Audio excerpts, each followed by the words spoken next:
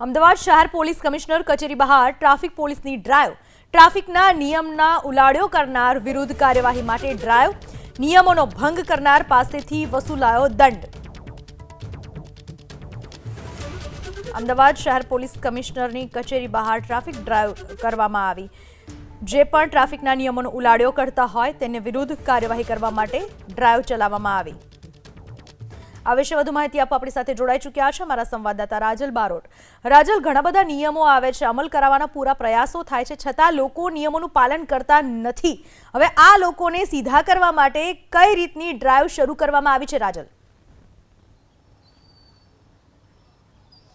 પૂનમ, ખાસ કરીને પોલીસ કમિશનરની કચેરીની બહાર જ આ એક ટ્રાફિક ડ્રાઈવ છે કે જે શરૂ કરવામાં આવી છે। એટલે કે જે લોકો ટ્રાફિકના નિયમોનું ઉલ્લંઘન કરતા હોય તેમને ખાસ કરીને દંડ ફટકારવામાં આવી રહ્યો છે। કારણ કે નિયમ અનુસાર લોકો છે કે જે હેલ્મેટ નથી પહેરતા તેવા વાહન ચાલકોને અહીં આગળ અટકાવવામાં આવી રહ્યા છે। ખાસ કરીને સરકારી કચેરીમાં પણ એક ખાસ ટ્રાફિક ડ્રાઈવ છે કે જે શરૂ કરવામાં આવી છે અને જ અહીંયા આગળ જે રસ્તા ઉપર પસાર થતા જે વાહન ચાલકો છે કે જે નિયમોનું પાલન નથી કરતા તેઓને અહીંયા આગળ તેમને દંડ ફટકારવાની જે કામગીરી છે તે કરવામાં આવે છે। ભાઈ, તમે હેલ્મેટ કેમ નથી પહેરતા?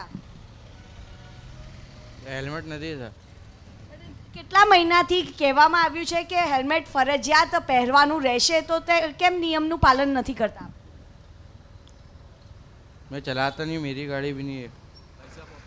આપ જોઈ રહ્યા છો કે અહીંયા આગળ લોકો છે કે જે ટ્રાફિકના નિયમોનું પાલન નથી કરતા અને એને લઈને અનેક વખત અકસ્માતો સર્જાતા હોય છે, જેમાં અનેક લોકો હેલ્મેટ વગર લોકો પોતાનો જીવ ગુમાવવાનો જે વારો છે તે આવતો હોય છે। આપ જોઈ રહ્યા છો કે અહીંયા આગળ એક આ વિશેષ જે ડ્રાઈવ છે તે અહીંયા આગળ કરવામાં આવી રહી છે। એટલે કે પોલીસ હેડક્વાર્ટર્સમાં રહેતા લોકોને પણ અહીંયા આગળ જે નિયમોનું પાલન નથી કરતા તેમને અહીંયા આગળ દંડ ફટકારવામાં આવ્યો છે।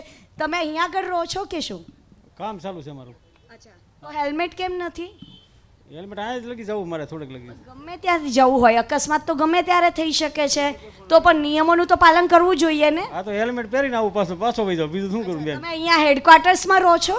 આ તો હેલ્મેટ પહેરીને આવું, પાછો હેલ્મેટ પહેરીને જાવ મેડમ।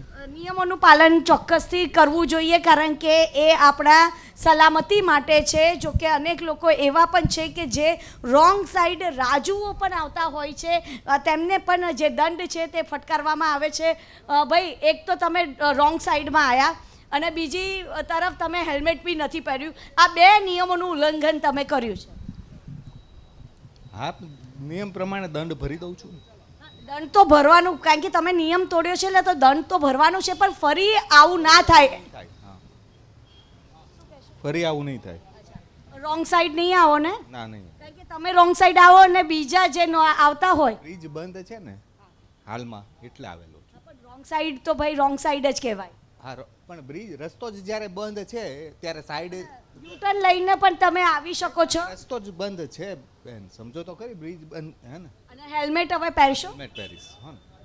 તો અહીંયા આગળ આપ જોઈ રહ્યા છો કે જે ટ્રાફિક પોલીસ છે કે જે નિયમોનું જે પાલન છે તે કરાવી રહી છે। ખાસ કરીને પોલીસ કમિશનર કચેરીની બહાર જ આ એક વિશેષ ડ્રાઈવ છે તે શરૂ કરવામાં આવી છે અને અહીંયા આગળ જે હેડક્વાર્ટર્સમાં રહેતા હોય તે લોકોને પણ અહીંયા આગળ નિયમોનું પાલન કરવામાં આવી રહ્યું છે અને જેટલા પણ વાહન ચાલકો છે જે નિયમનું પાલન નથી કરતા તેમને દંડ ફટકારવામાં આવી રહ્યો છે। પૂનમ, રાજલ, આભાર આપનો તમામ માહિતી બદલ।